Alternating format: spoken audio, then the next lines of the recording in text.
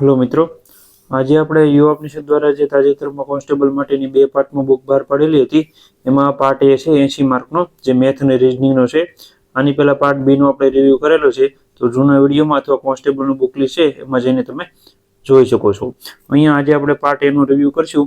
Police constable માટે પહેલું addition છે 2026 નું યુવા પરિષદ દ્વારા, અને આની પહેલા આપણે લિબર્ટી પબ્લિકેશનનું અને વર્લ્ડ ઇનબોક્સનો રિવ્યુ કરેલા છે પોલીસ કોન્સ્ટેબલ માટે। એ બંનેમાં એક એક બુક હતી, પૂરેપૂરી એક એક બુકમાં સિલેબસ કવર થતો હતો, અને આમાં બંને અલગ અલગ પાર્ટમાં છે, પાર્ટ એ અને પાર્ટ બી માં।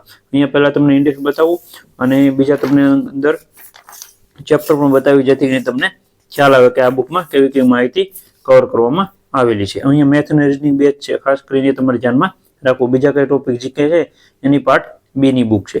અહીંયા પેલું જે રીઝનિંગ આપેલું છે એમાં ટોટલ તમે વિડીયો પોઝ કરી અને ચેપ્ટરના નામ વાંચી શકો છો। ટોટલ 35 જેટલા ચેપ્ટરો અહીંયા કવર કરવામાં આવેલા છે।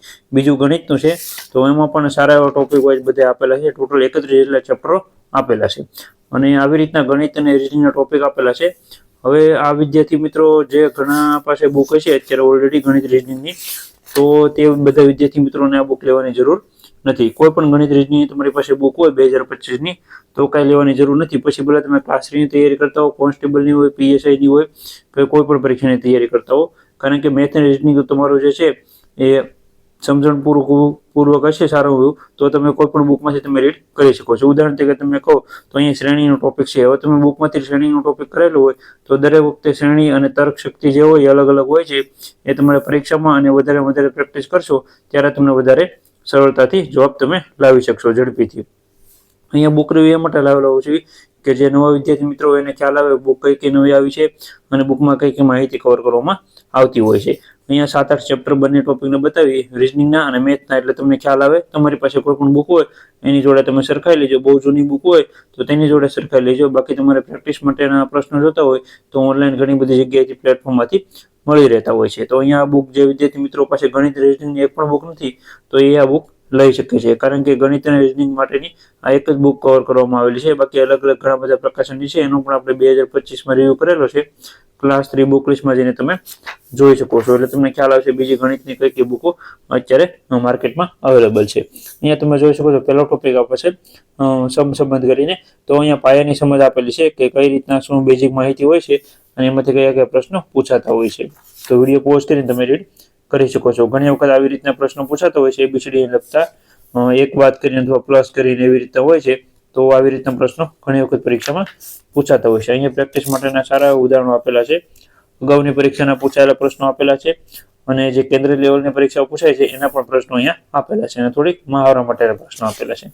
આવી રીતના દરેક ચેપ્ટરમાં આપેલું છે। બીજું વર્ગીકરણ ક્લાસિફિકેશન માહિતી આપેલી છે, પેલી પાયાની સમજ આપેલી છે બધી, પછી પૂછાયેલા પ્રશ્નો અને છેલ્લે જવાબો। એવી રીતના શ્રેણીનું ચેપ્ટર આપેલું છે, એ પણ તમે જોઈ શકો છો। મૂળાક્ષર શ્રેણી છે, સંખ્યા શ્રેણી છે, એના અલગ અલગ પ્રકાર હોય છે, તેની માહિતી અહીંયા કવર કરવામાં આવેલી છે। અહીંયા આખા ચેપ્ટર એ માટે બતાવું જેથી કે તમને ખ્યાલ આવે વધારે કઈ બુકમાં કેટલા ચેપ્ટર છે, કઈ રીતના સમજણ શક્તિ આપેલી છે મેથ રીઝનિંગમાં, અને કેટલા ઉદાહરણો આપેલા છે, એટલે તમને વધારે ખ્યાલ આવશે। કોડિંગ ડીકોડિંગનો ટોપિક છે, અહીંયા તમે જોઈ શકો છો પાયાની સમજણ આપેલી છે, એમાં પણ અલગ અલગ ટોપિક આપેલા છે। અહીંયા ઉદાહરણ તો બધી બુકમાં અલગ અલગ હોતા હોય છે। અહીંયા પૂછાયેલા પ્રશ્નો આ બુકમાં કવર કરેલા છે, એટલે બીજે ક્યાંથી તમારે ગણિત રીઝનિંગના પ્રશ્નો ગોતવાની જરૂર નહીં પડે, બધા તમારા કવર થઈ જશે આમાં।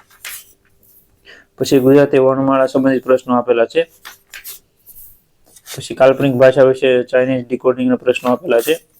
આ બધા અલગ અલગ ટોપિક હોય છે જે પરીક્ષાઓમાં પૂછાતા હોય છે। ગાણિતિક ક્રિયાઓના પ્રશ્નો આપેલા છે, પ્લસ માઇનસ ગુણાકાર ભાગાકાર વાળા, જે વિરુદ્ધ નિશાનીઓ મૂકી પરીક્ષામાં પૂછાતા હોય છે વારાઘડીએ।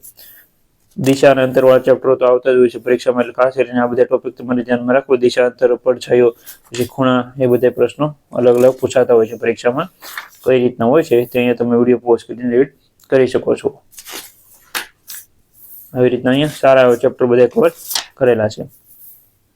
અહીંયા મેં તમને એ માટે બતાવ્યો થોડાક, અમે રીઝનિંગના ચેપ્ટર એટલે તમને ખ્યાલ આવે। શબ્દ સંરચના અને ગોઠવણી આપેલી છે, આ પણ બેઝિક ચેપ્ટર છે, આ પણ તમને સારું એવું આવડી છે। રોમન અંક વિશે માહિતી આપેલી છે, આમાંથી પણ પ્રશ્ન ઘણી વખત નીકળતા હોય છે, તો એની પણ માહિતી કવર કરેલી છે। કેલેન્ડરનો પ્રશ્ન જે છે એની પણ માહિતી અહીંયા કવર કરેલી છે.